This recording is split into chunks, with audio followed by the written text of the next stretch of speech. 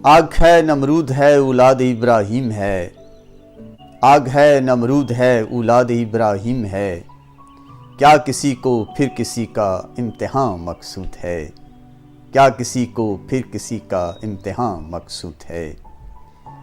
एक रवायत है कि जिस वेले नमरूद ने अग बाली, बहुत वड्डी अग का जिक्र किया जाता है कि उहदे शोले सन, जादूगर भी इकट्ठे किए, ते एक चिड़ी अपनी चोंज दे विच पानी लैके ते उस अग बुझाण वास्ते चल पई।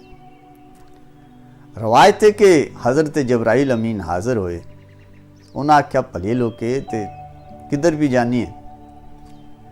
कहती है कि नमरूद ने अग बाली है और हज़रत इब्राहिम ने उहदे विच सुट्टण दा इरादा रखदा है, ते मैं वो अग बुझाण चली हाँ,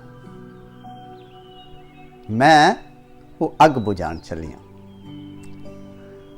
रवायत विच आंदा है कि हज़रत जबराइल ने अमीन ने आख्या कि गल सुन, उस अग दे शोले आसमान नाल गल्लां करदे ने पे, और इन्नी वड्डी अग है कि किन्ने किन्ने मील दूर तक, इन्नी वड्डी अग है कि किन्ने किन्ने मील दूर तक लोकां दे जिस्म झुलस रहे ने, और तू तो एक छोटी सारी चिड़ी है, तेरे ते पर सड़ जाएंगे, तू तो कोला हो जाएंगी, बुझ जाएंगी, ते तू बाज आ जा, नाले तेरे इस थोड़े सारे पानी दे के कतरे दे नाल एडी वड्डी लगी हुई अग बुझदी तो नहीं।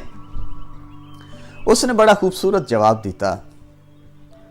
उस आख्या अग बुझे ना बुझे, अग बुझे ना बुझे, असा अपना हिस्सा जरूर पाना।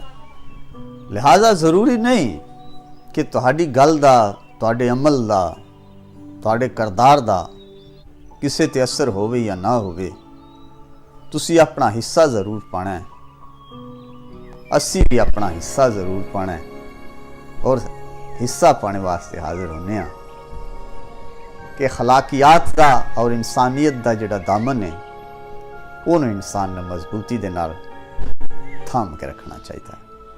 अल्लाह हाफिज़।